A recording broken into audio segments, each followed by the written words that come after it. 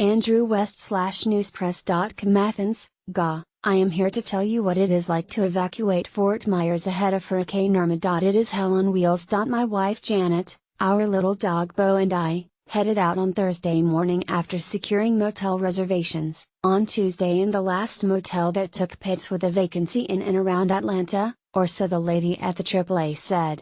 She also told us it was a 9.5-hour drive. I figured she was wrong, that with heavy traffic and the need to stop for gasoline, restroom breaks and perhaps a meal or two it would be more like 12 hours. Both predictions were wrong, way wrong. More, Hurricane Irma increases back to a Category 5 with maximum winds of 160 mph. More, will Southwest or Southeast Florida get the brunt of Hurricane Irma?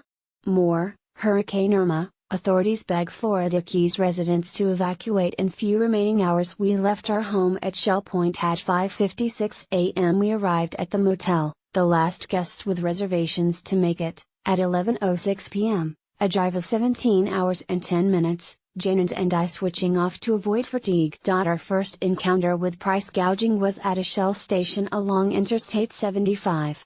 Signs on their pumps, obviously hastily printed, said they were out of regular gas and were selling only premium.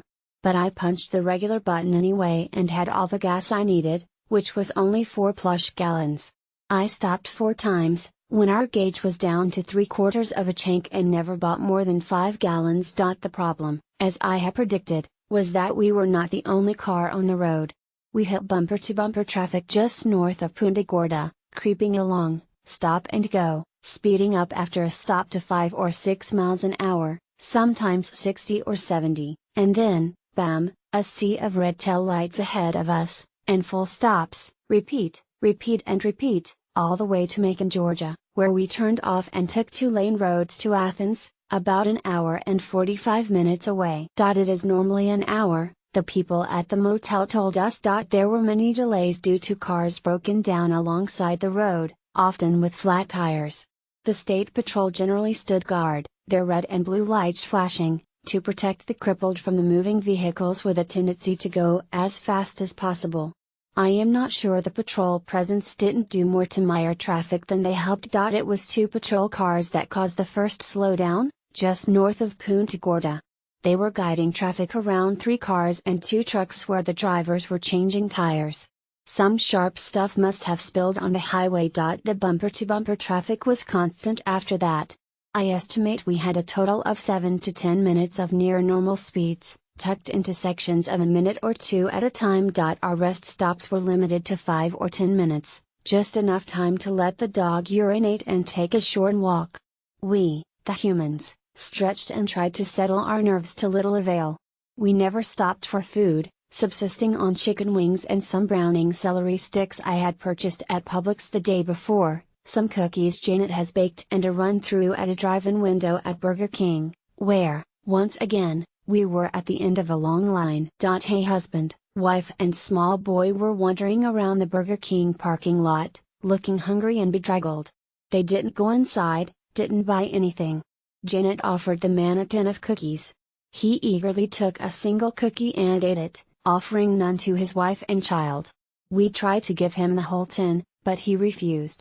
It was a sad, unexplainable and unsettling incident. Finding places for Bo to urinate was difficult. All the rest stops were full, with cars parked on the grass and among the trees. Driving courtesy was non-existent. Cars were weaving in and out of traffic, trying, usually without long-term success, to gain a 1 or 2 car advantage. I tried it both ways, staying in line much of the time, changing lanes now and again with the vain hope of finding an opening that would last. That hoped-for opening never happened. It was like playing the slots in Vegas. You keep gambling knowing the machines are rigged. On the road in dire straits, hope, while elusive, never completely disappeared.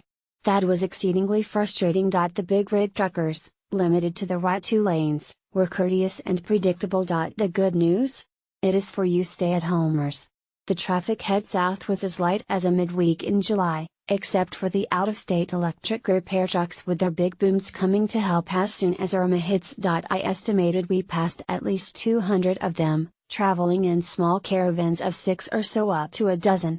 I spotted perhaps 50 parked in a field near Ocala. We kept searching the radio bands for news of Irma, getting only bits and snatches, and those offering only the leanest of real information. Truth is, nobody, not even the experts, knew what to expect. So today we are going to see the sights around Athens, and then